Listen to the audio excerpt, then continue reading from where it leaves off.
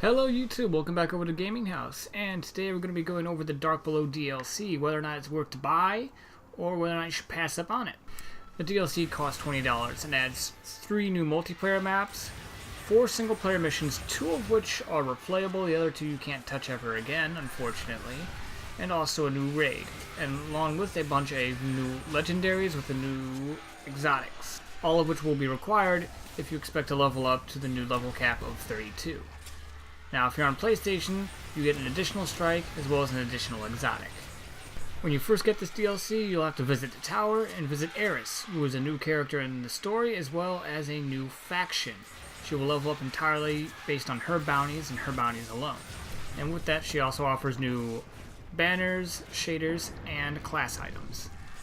With the story missions of the DLC, you pretty much are going to be visiting the same areas, with the only exception of the last area in certain segments are opened up, and those are new areas. I know one of the better areas to be in was going down into an underground bunker to see Rasputin, who was the Warmind AI that you might remember from the story.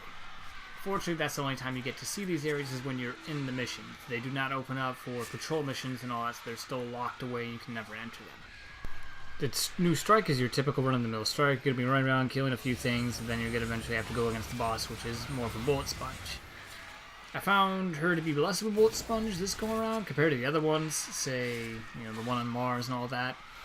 But her area is the most irritating out of all the strike bosses, because if you leave the initial area where you come in at, it's nothing but a few small places of cover with lots of hive trying to kill you, all while trying to dodge the boss that can kill you in fractions of a second with her attacks. On the PvP side of things, I only got to play only one of the new maps, which I can't remember for the sake of me. And in my defense, I don't usually play Destiny for the PvP content. I play it for the PvE content. And the new map, I didn't quite like so much, at least that one that I played, because it was one of the bigger maps, and one of my complaints with Destiny's PvP is some of their maps are too big, where conflicts are only going to take place in certain areas, so there's no point in having this large map. Now, getting to the real heart of the DLC, in particular also if you're still playing this game a lot, is going to be the raid. The raid offers another new experience, which is where a lot of the creativity and everything else pretty much goes into, as we learned from Fall to Glass. It has about 4 sections in this. There's a lantern section, there's a bridge section, there's the Dust Singer section, and then there's finally the Crota boss. Now, the first 2 sections are the rather easier portions of the raid, which can be kind of muscled through and haphazard, especially if you're running through not exactly know what you're doing. The last 2 sections, however, are an extreme pain in the ass, require lots of coordination, and more than likely are going to involve lots of deaths. Now, that'll end the brief summary of the DLC. Now to get to the verdict of whether or not you should buy this DLC. And in order to truthfully answer that, you need to ask yourself a few things.